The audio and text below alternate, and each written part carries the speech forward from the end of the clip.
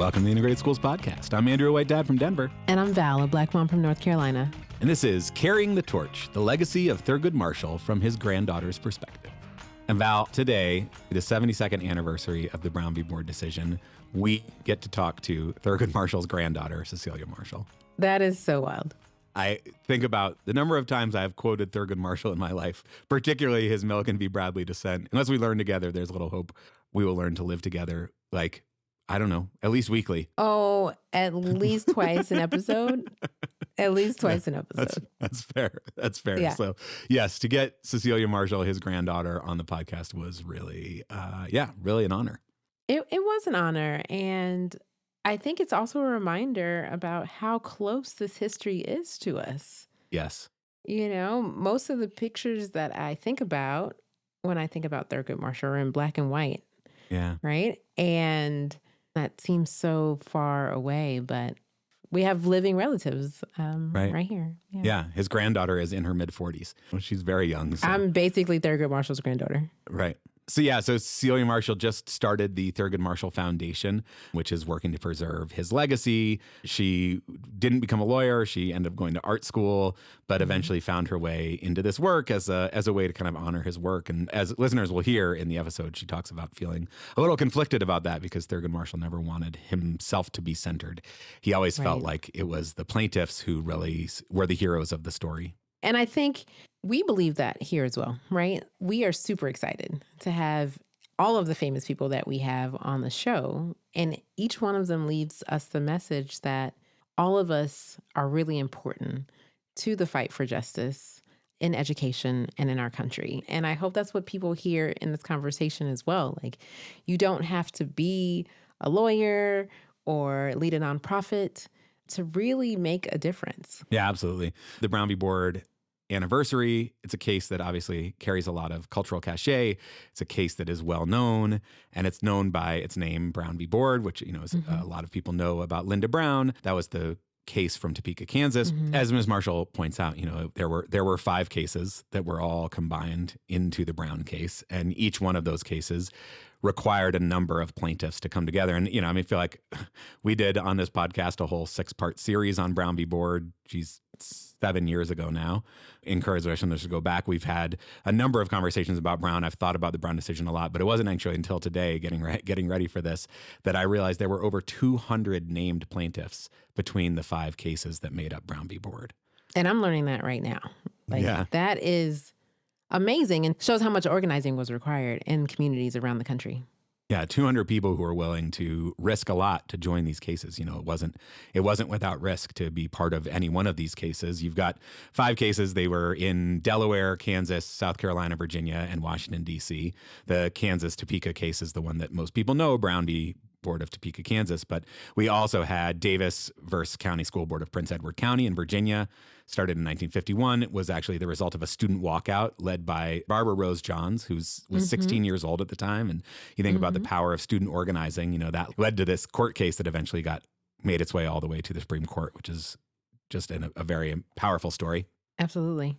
You've got Gebhardt v. Belton in Delaware. That was a case that was argued by Lewis Redding, whose grandson, Stefan Lollinger, was on the podcast a while back. We'll put links to that episode in the show notes. Bowling v. Sharp in Washington, D.C., and then Briggs v. Elliott in South Carolina, which was actually the first case that was filed, started all the way back in 1947, you know, and it took 7 years for it to get all the way through to the Supreme Court. Speaking of the sacrifices that people made to join these cases, Eliza and Harry Briggs, who filed on behalf of their son Nathaniel, despite the eventual victory in the case, they lost so much. You know, they lost their jobs. They eventually had to move out of South Carolina. And their son, Nathaniel Briggs, never went to an integrated school. Right. We talk about Brown v. Board as a victory, and it certainly was. And there were so many people who sacrificed so much, not just on their own behalf, but on behalf of their community, on behalf of future generations. I think Ms. Marshall really reminds us of the importance of remembering those people and their stories. Recognizing that everyday courage from caregivers, from students, from people who saw injustice and couldn't sit with it and decided to say they wanted to take action and literally sign their name. That is what made this difference. That's what we're also celebrating with this anniversary. Yeah. And it feels particularly poignant. It feels like a really important moment to be telling the story of Brown, to be telling the story of Thurgood Marshall and his legacy and the things that he valued and fought for in a time when, the Supreme Court just came down with the Louisiana versus Calais decision that gutted the Voting Rights Act and has left us Right. with Southern states redrawing their maps to disenfranchise Black voters. And certainly the Voting Rights Act and all of the voting rights legislation that Thurgood Marshall pushed for, a lot of that legacy is being undermined in this moment. Yes, it has been disappointing to watch. And as Thurgood Marshall taught us, this is a very long battle with lots of small battles, and thus with lots of possible wins. Even if it looks like there are none, I know that there are folks working right now to make sure that we have wins throughout this time as well. Yeah. Yeah, folks like the NAACP Legal Defense Fund that Thurgood Marshall founded in 1940. He was only 32 years old when he founded That's it. wild. Which is what were you doing at 32? crazy to me. What were you doing at 32? Not doing anything nearly as useful as Thurgood Marshall No, not was. at all. But he recognized that there needed to be an organization really dedicated to, as the LDF says, defending the humanity and advancing the rights of Black people in America. And they're still here today. They were involved in arguing the Calais case, and their work continues to feel incredibly important. Yeah, absolutely. Can we get to the star of the show? I think it is time for the star of the show. We should take a listen to Cecilia Marshall. Let's do it.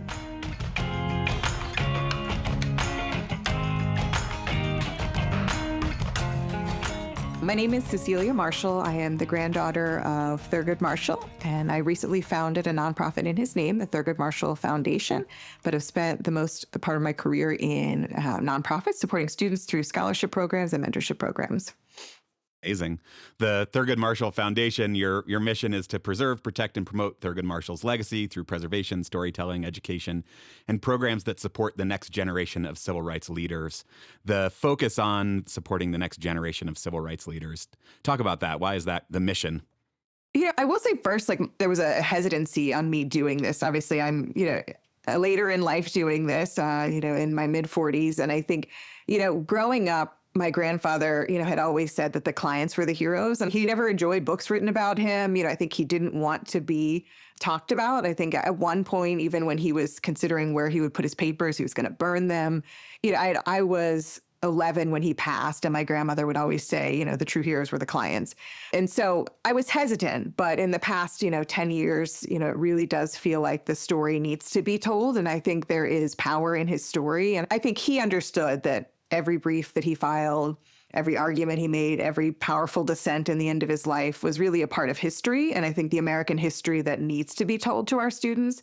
And I think it needs to be told because it needs to be told so that they know they have the power to shape this same system that he had. And so I think, my feeling was if we lose him, we lose his clients who he truly had a passion for. And, he saw those as the stories that we should be telling. And there's also power in the storyteller. I think if we don't take the responsibility of telling his story, it falls to anyone who wants to sort of tell the story in their way. And so I think it's a way of sort of reclaiming the power of the story of his and sharing it. But ultimately, when history is being rewritten and we are in a year of celebrating the founders, I think we are, often forgetting the true reframers of the Constitution and the founders and that work. And I think those sacrifices are important for students to learn about, and the sacrifices of the clients.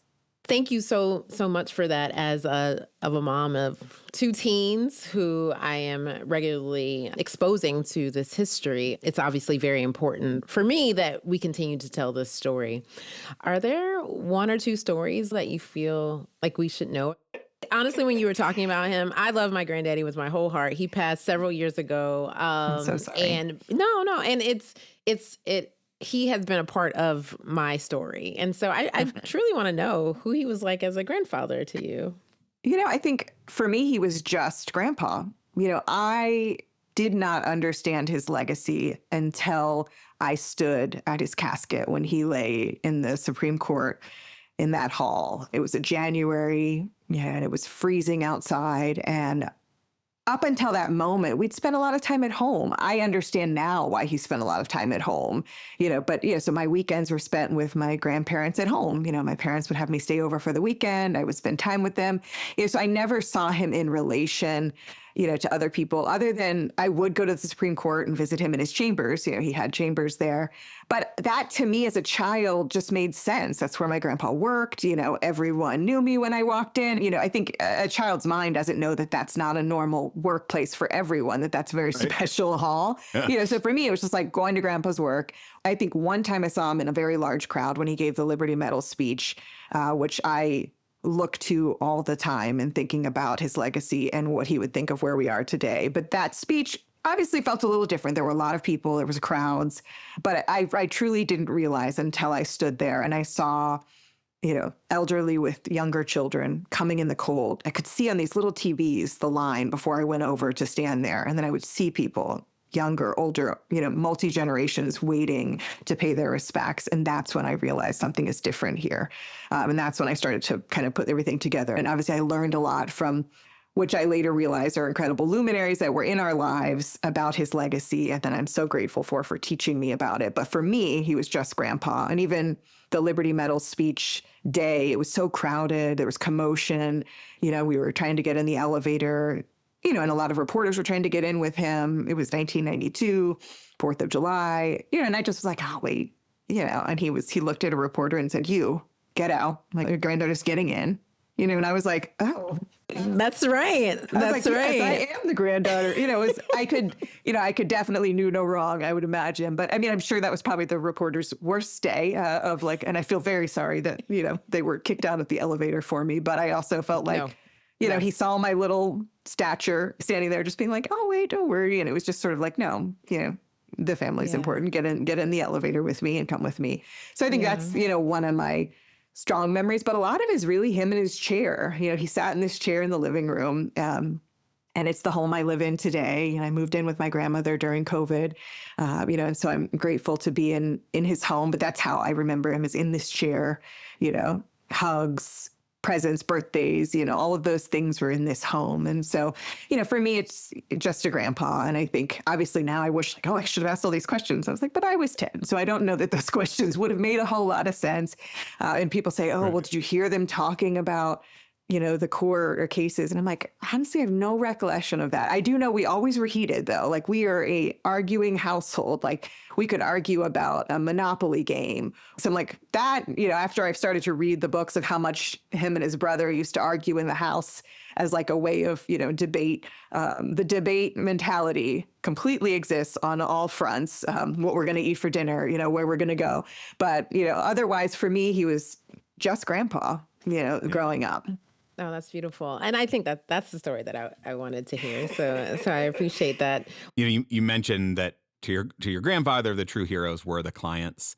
He seemed to have a deep reverence and fondness for the families who, were willing to sign on to cases and join us as plaintiffs. And we know a lot about Linda Brown, and obviously the Brown family made a huge sacrifice. And as you mentioned, the other families who were part of the case sometimes get forgotten, or their stories don't often get told as much. I'm wondering if you can just sort of tell us a little bit about kind of each of the other families who are part of the Brown case. Yeah, absolutely. I think, I will cite a publication that I often go to, and it's called Recovering Untold Stories, an Enduring Legacy of Brown v. Board of Education Decision. It's within the University of Kansas Library. And so I look to that because it's actually all of the clients talking about their stories. So it literally goes and touches on the Kansas case, the Delaware case, the DC case, Prince Edward County, Virginia, and Clarendon County. And it's just a wide-ranging set of differences in each case as well. And I think, and maybe I gravitate to South Carolina because that's the way they handle, the cases when they argued in front of the Supreme Court. Whoever was the trial lawyer argued that case. And so that was my grandfather's case with South Carolina. So I'm obviously much more familiar with those stories. And so when you think about Barbara Johns and leading a student strike, when you think about students leading that effort in Virginia, in my home state. It's just so striking how they started and how they became. Even South Carolina was not about where it ended up. It was about just getting a bus for children, small children, my son's age, walking miles to school. And so I do think people need to be reminded that that's what our children did, is that our children were walking miles. And some of those kids are still alive, like not Correct. in the distant past, Right. not in the 1800s. Like some of those kids are alive who did that walking are still alive today, right? This is Absolutely. recent history. Yeah. And I think certainly the pressure put on, my child's 6 and Linda Rowan was 7. I think the pressure on a 7-year-old. Right. That's why all of us get angry when we hear you don't want to tell my 6-year-old child about these injustices. Absolutely. If that child could handle the violence on their body, our children can learn about it at that same exact age. It's not too young to learn about what happened.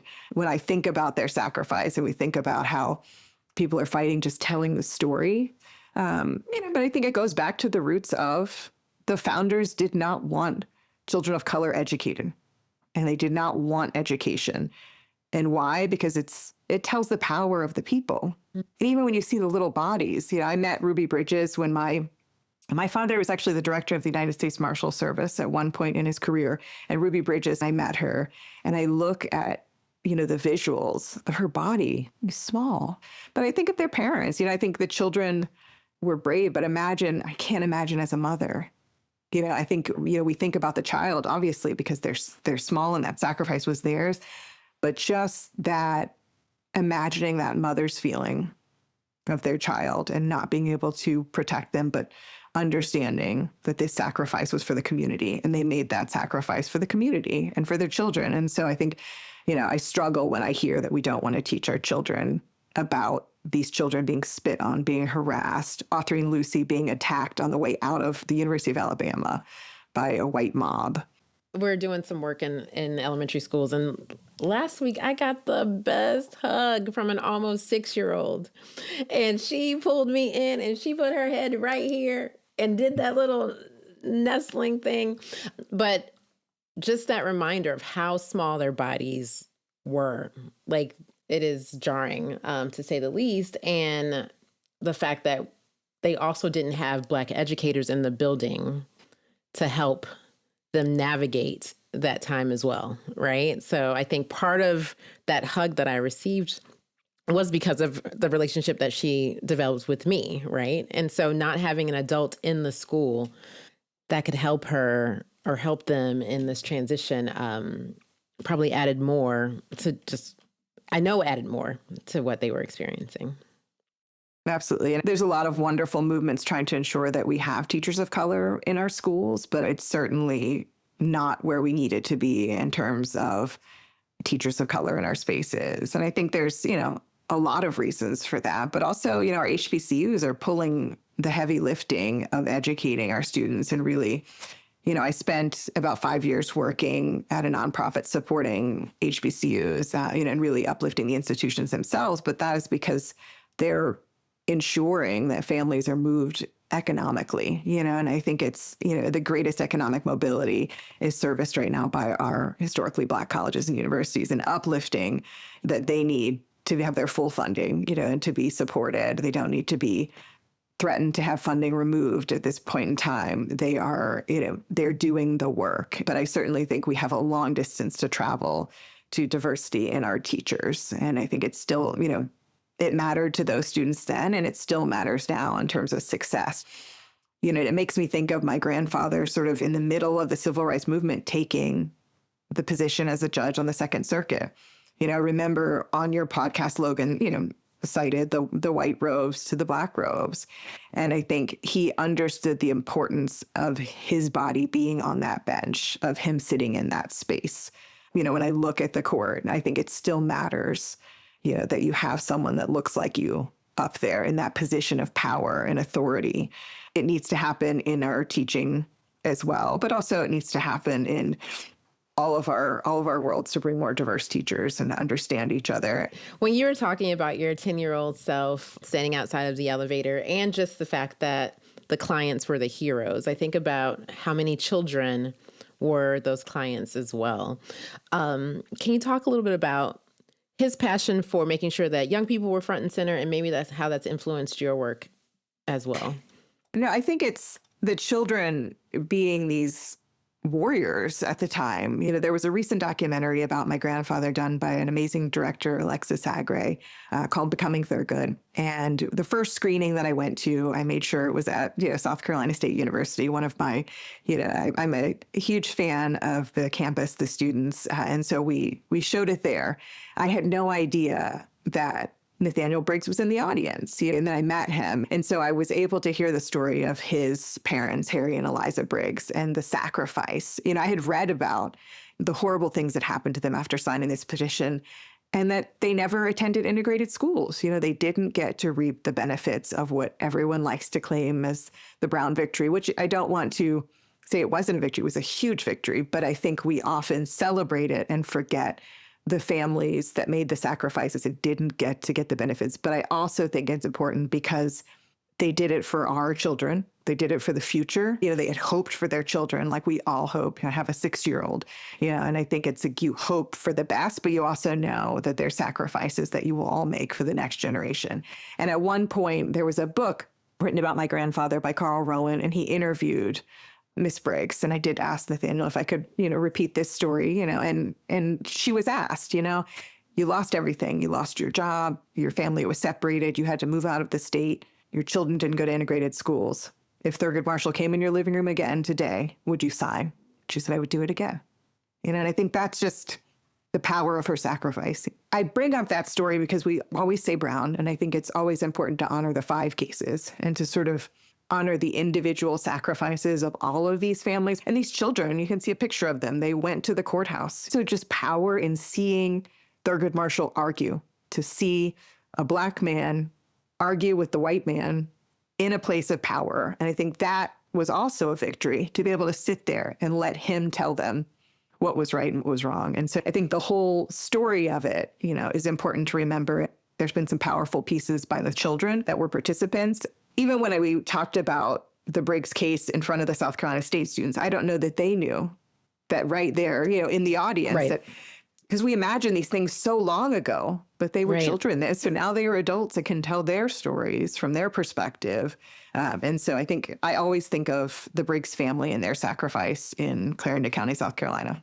Yeah. We have a similar story here in Charlotte with Dorothy Count Scoggins as well, right? And I had the opportunity to listen to her last year, again, at a school where you could tell the young people just don't even realize how close all of this is to them. And I can't, obviously separate these ideas from what is happening right now. You cite this quote of your grandfather's in sort of your inspiration for the foundation, that we must dissent because America can do better, because America has no choice but to do better. And I'm like, you've got, big family shoes to fill, but you did not go to law school. You're an artist. It feels like maybe you kind of like rejected the family business a little bit, and then it came calling you back, and here you find yourself like back in it. But yeah, like, why does this story need to be told now? Well, I think it's a devastating moment. Every time we feel like our hearts are broken by a decision like Louisiana versus Calais. I mean, I sit on the board of the Legal Defense Fund, which he founded in 1940. We always say the phrase now that we were built for this, but it's important, even when he was asked what his most important civil rights cases are, he always cites voting rights, but he also would say the criminal cases because I could save someone's life. But he always said, they would say, well, what's the most important? And he's like, the next one. It's always what's the next one. So I think it's important to sort of like couch that we're seeing these, but I think these influence the strategy of these, great lawyers that are out there. At the time, there were very few Black lawyers in America. But now we, thankfully, with his legacy and with all those that stood by him, and we're also leaders at the Legal Defense Fund, we have this cadre of lawyers out there on the front lines fighting it every day. But we also need to continue to inspire students to be the next Thurgood Marshall, to be the next Constance Baker Motley. And even when you think about Brown, he would always say, it was our team, Robert Carter, Constance Baker Motley, Jack Greenberg, Spotswood Robinson, Oliver Hill, Louis Redding, Charles and John Scott, and Harold Bulwer, Naybrit, Jim Saybrit, and George E.C. Hayes. These were giants, but I think as we see defeat left and right with our system and our democracy, I look to his words and I'm like, he's giving us the instruction. He's telling us what to do. He's telling us to build the bridges. He's saying if our children don't learn together, we'll never learn to work together. As much as we're so polarized right now, he was not one of extremist views. He was one of we have to work together because we can't keep going opposite directions. So I think that's really the power of like his building bridges moment was saying, and it's not just the work of the lawyers. He would always say, the lawyers do this, but the rest of the building bridges is up to the rest of us. It's not just the law. So I think that's sort of where I'm coming to things now with the news that we're being hit with in our current state. Yeah, I mean, there's something hopeful, and you certainly look at like the time period in which he became a lawyer. Very few Black lawyers. The world that he was fighting. It seems like there had to be a certain amount of hope that he was able to tap into, a belief in the power of the country to do better, of the power of the country to be better, and the role that the law could play in that. But I think it's interesting what you just said, that even he focused on. That was just one piece of the pie, that we needed all these other things. How do you think about that now, sort of the role of the law in driving positive change, and then the role of kind of community, the role of grassroots efforts? And I think we need all of the things. The great Sherilyn Ifill, former director counsel at the Legal Defense Fund now, founder of the 14th Amendment Center at Howard Law. She is doing it in an interdisciplinary way, and so I always look to her for inspiration of how we do it. And I think it's all facets. You still have to continue the fight. The Legal Defense Fund is on the front line, but I think she brings up artists. I was lucky to attend one of her symposiums a few weeks ago, and there was a panel of artists, including the CEO of the National Black Theater. Sade spoke of the power of storytelling. Professor Ifill is leading and bringing together the different disciplines with this center and really helping us to strategize and be hopeful for how we work together. But you need all the things. But I think, as we know, we've seen much worse, and we were built for this fight. But I do think it's also about teaching our children. Like we talked about, I have a 6-year-old, so still teaching them the cases. I think, it's a 10-year-old, a 6-year-old, they don't necessarily, want to hear about my theory of change or my vision for the foundation, but they understand fairness.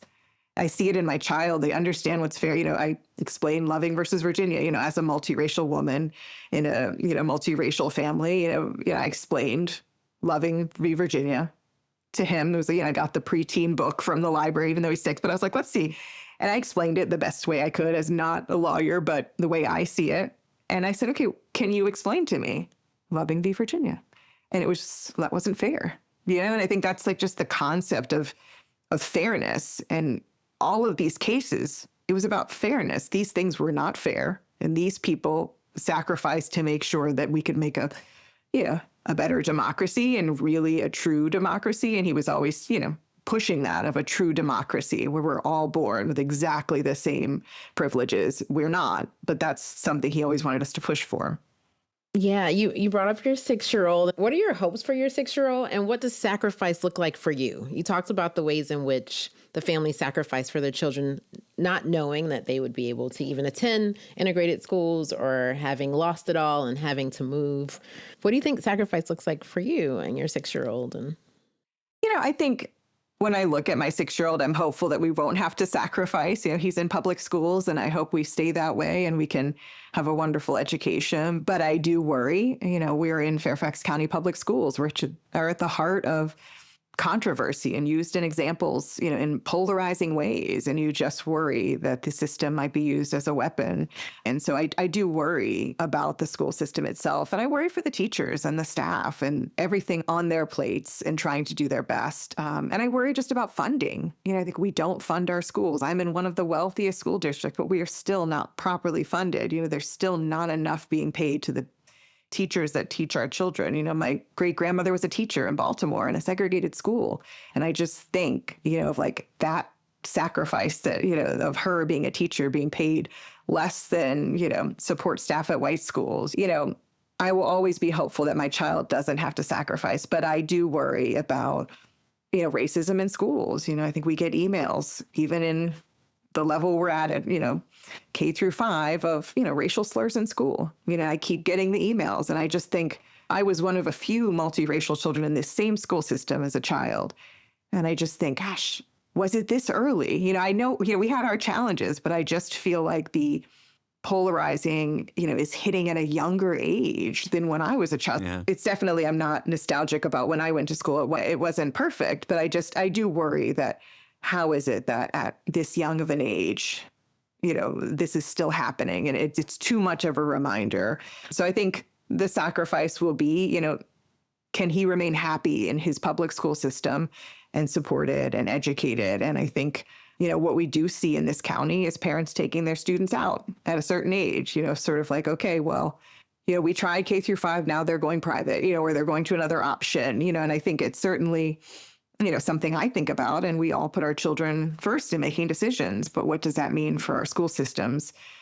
It's about community. And I think that's sometimes where I feel like we're losing, in the sense of when we have these situations happen, why are we, the parents, not being brought together, to explain what happened? It's, you get the message that says this happened, but not any details to understand, like, which other parents can we talk to? Like, how can we work together as a community? And I will, say I wish we could be talking about it as parents, because I think it's, the email often says, talk to your children about these things. And I'm like, I think we need to talk to each other, and I think, we know each other. And I think we need to find a way to foster more collaborations. You're right. Your children spend so much time with these other families and young people. And naturally, you want to be able to create a space where you can talk about these things that are happening in schools. I'm sensitive, I'm fragile these days. And so when you mentioned just, does it start that young? I hate that it starts that young. And I think it's, the tragedy is it starts for the mothers. I think maternal health care for Black women is a horrific statistic in our country. So, and that's what my grandfather was speaking of, these children born immediately into inequity. And so I think I'm blessed to be in a school district where the principal is saying we want everyone to be included and we want to be a welcoming, safe space. And I think they're doing their level best at making a community, but I think still acknowledging that this is still starting, from in the womb, the tragedy of our system not respecting Black women as mothers. So while I sit here complaining about the luxury of a small problem, when really it's tragic that it's happening in that fashion and that it's happening from the womb. This sort of theme of, teaching the next generation, of creating the next generation of civil rights leaders, the focus that your grandfather had on education. You have decided that with the Thurgood Marshall Foundation, you're going to create a traveling museum, which I'm so excited about. I can't wait for it to be somewhere where I can go see it. But tell us a little bit about the plan for the museum and why that's sort of the first big project of the organization. Absolutely. I think, I have to give inspiration to the Jackie Robinson Foundation and the incredible Rachel Robinson honoring her husband with the Jackie Robinson Museum. When I saw that, I just thought, how incredible, a way to honor the legacy. When I started this foundation, understanding the feat of that museum, and I said, I don't know that, that I can do a full museum of that scale.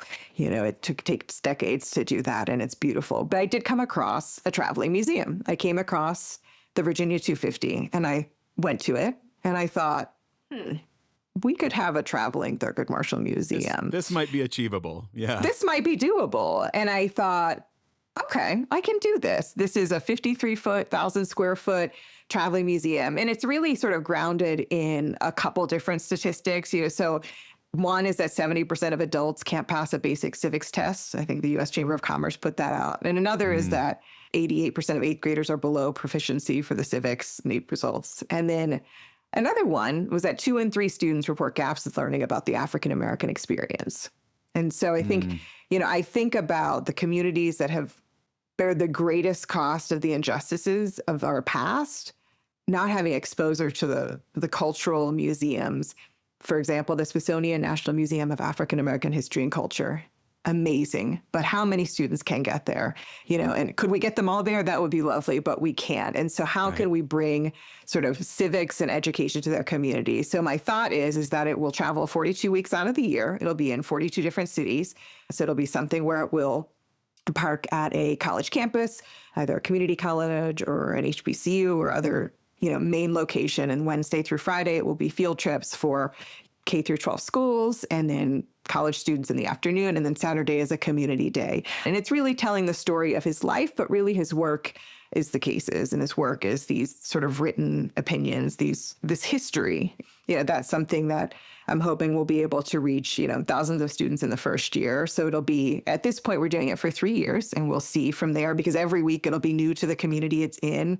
And I'm certainly super excited, to have it traverse the South and go to some of these, historic cities, but also to tell the story of each of those cities while it's on tour.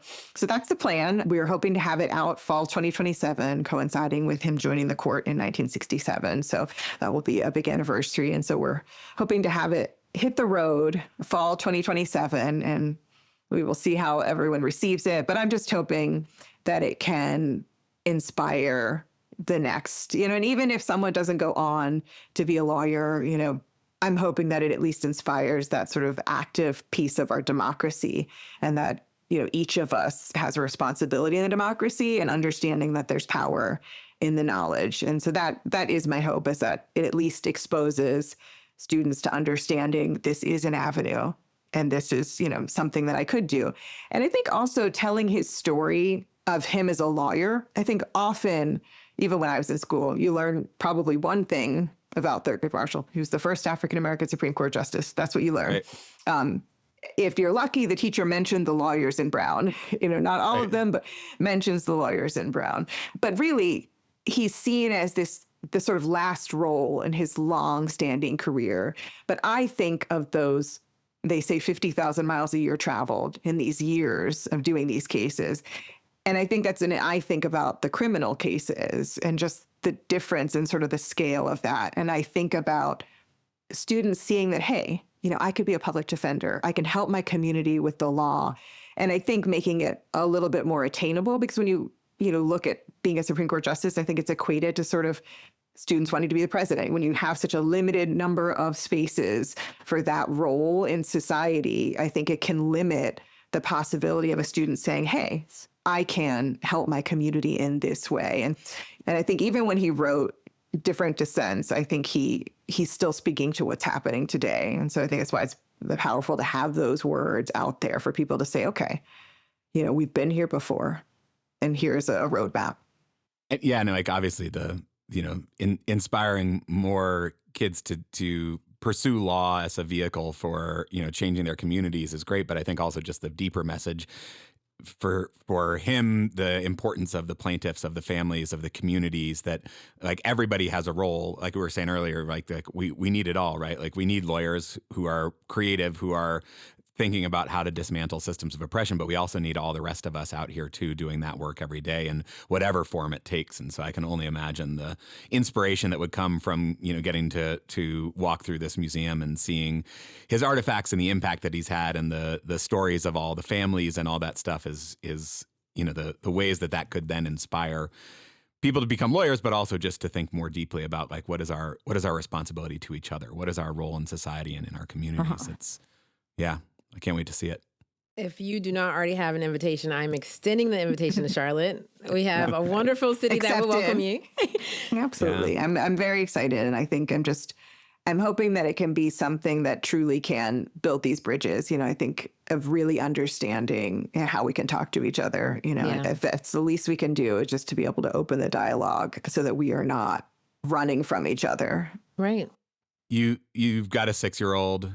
When you think about kind of your grandfather's legacy, the place that now you find yourself, you're kind of, how do you think about your kid and kind of the big arc of history here? And what do you think that your grandfather would have thought about sort of the position that your kid finds themselves in? And then, what's your sort of hope for your kids' grandchildren or great-grandchildren?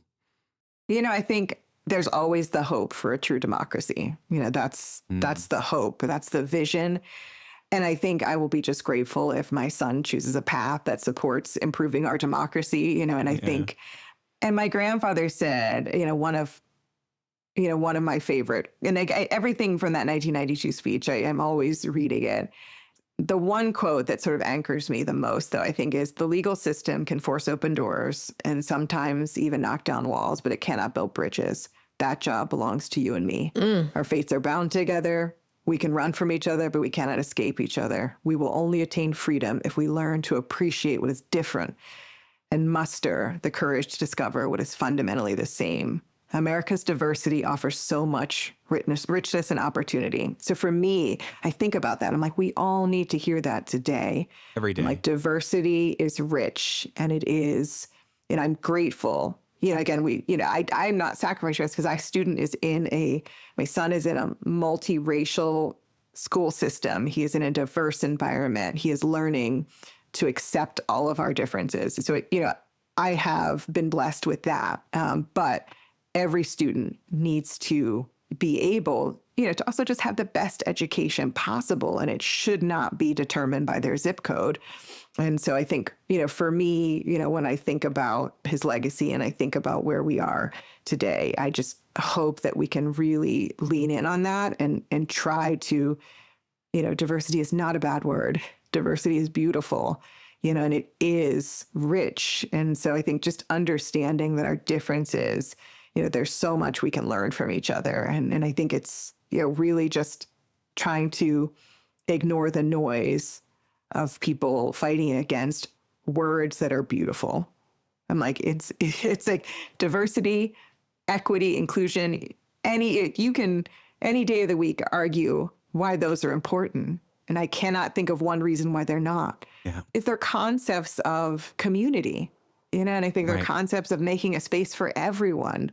And I think anyone that's against that, I think is against a democracy and is against us living in community. And so I think it's important to not let go of a diverse America. And I think that we all belong. We all have a place.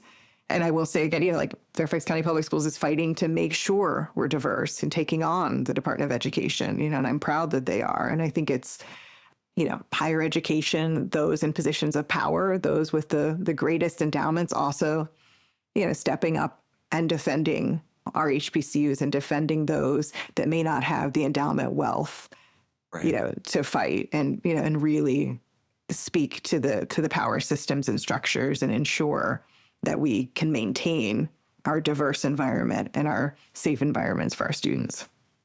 Your grandfather's work has been so inspirational to me. I think that probably like not a week goes by that I'm not quoting, if we don't learn together, we won't learn to live together. Literally. Silicon v. Bradley dissent, right?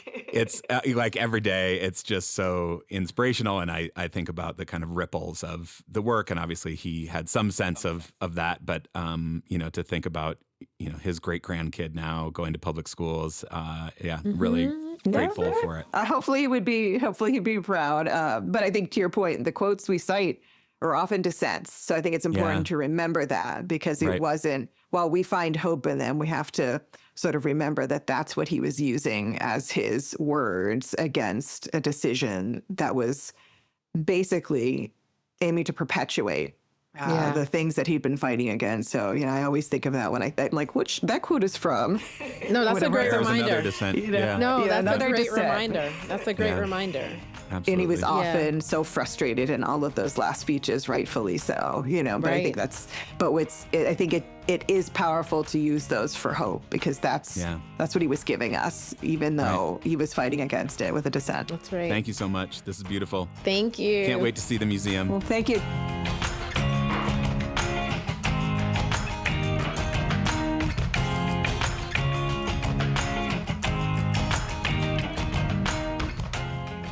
Bill Val, what'd you think? I think I want us to start this conversation at the end and her hope for her 6-year-old in choosing a path that furthers democracy.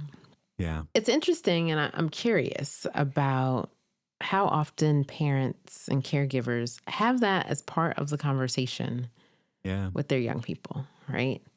And from just that brief conversation with Miss Marshall, recognizing that those were the types of conversations that were embedded in her everyday life, right?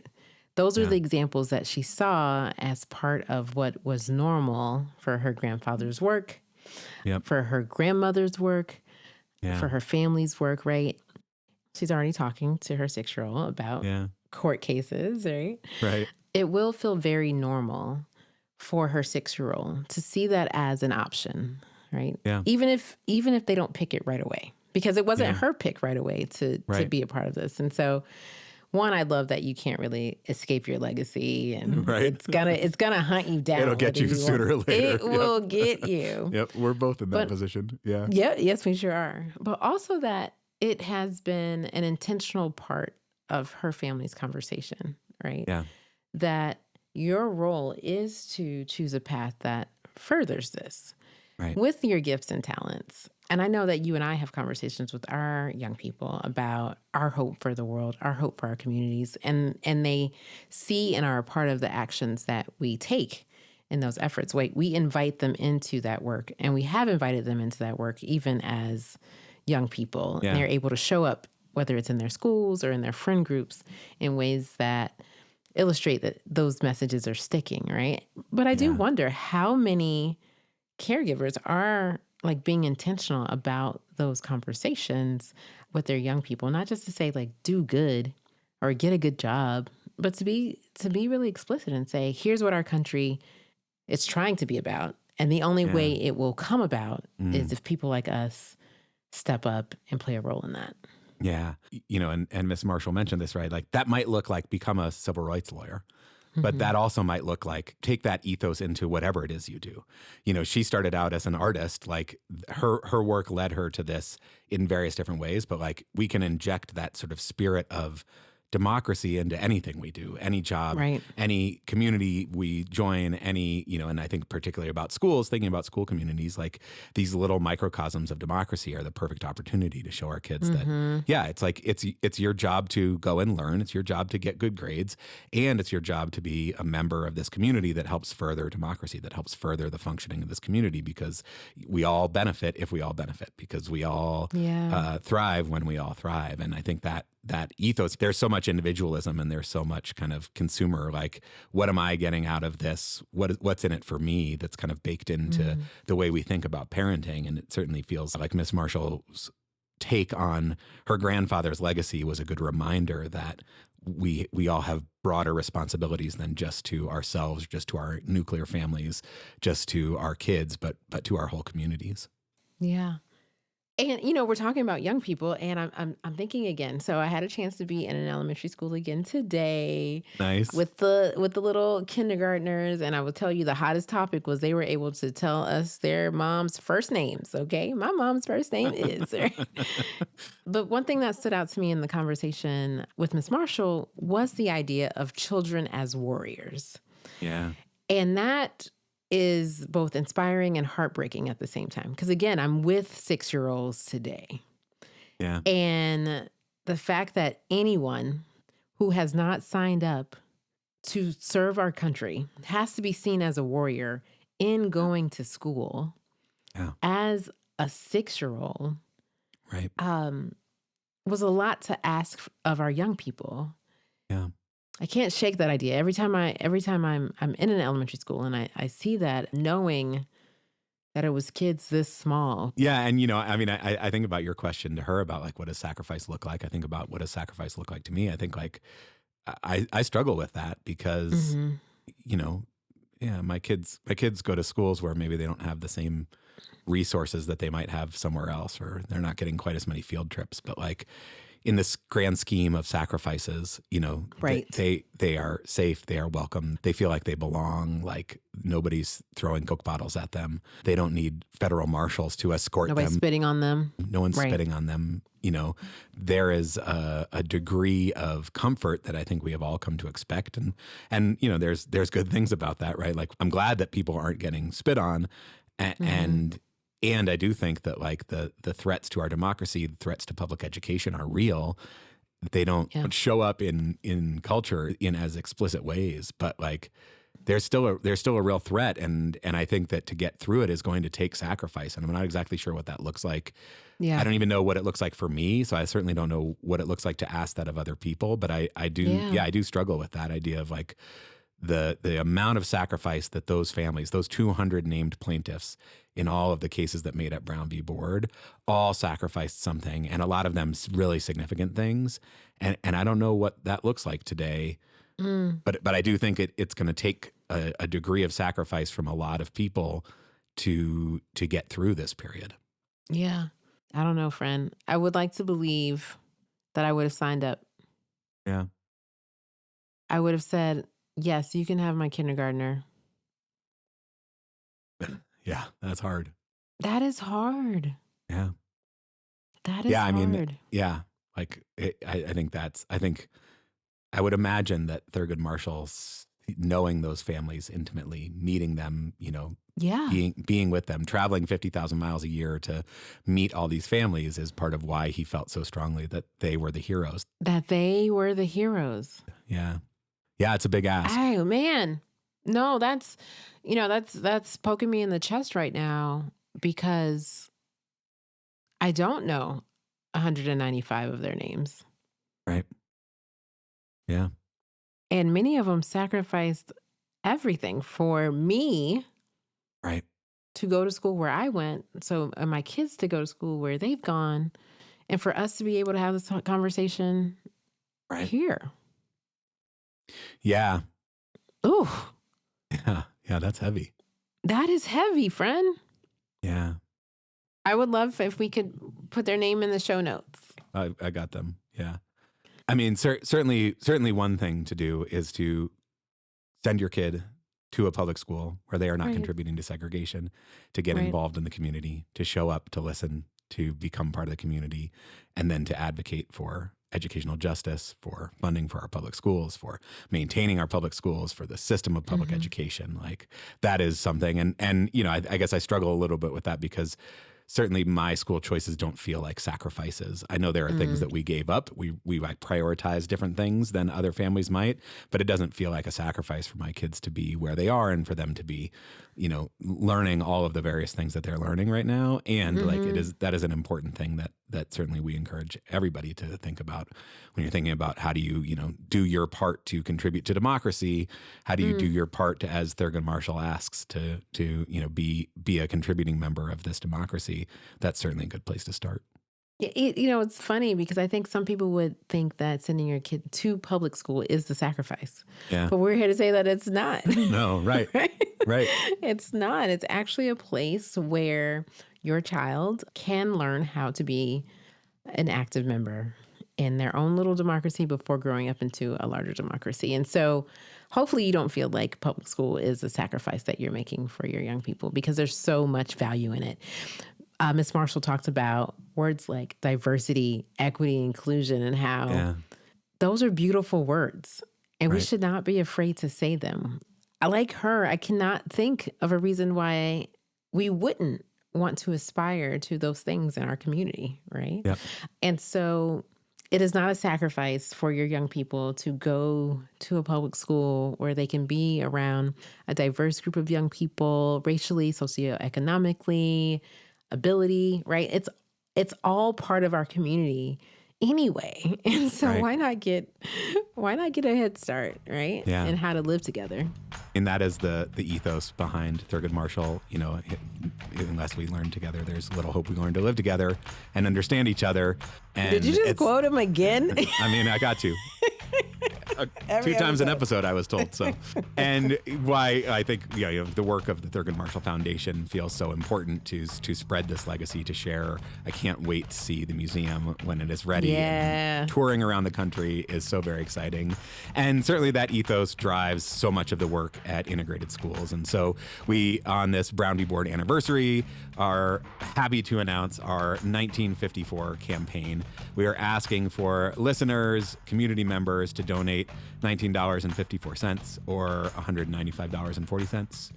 $1,954. You take your pick. $19,540. Yeah, why stop there? Why stop there? We would be grateful for it all to support the work of integrated schools, and half of those proceeds we will be donating to the Thurgood Marshall Foundation to support the important work that Miss Marshall is doing in honor of her grandfather's legacy. So there'll be a link in the show notes to a link to donate from that. We would be very grateful for your support. And your support also looks like listening to our episodes and sharing them broadly. Yeah. Sharing them within your community, talking about these issues with another caregiver, with your friends and family. The more that we are able to generate these conversations, the more that we're able to shift collective consciousness so that we can help create the world that is good for all of us.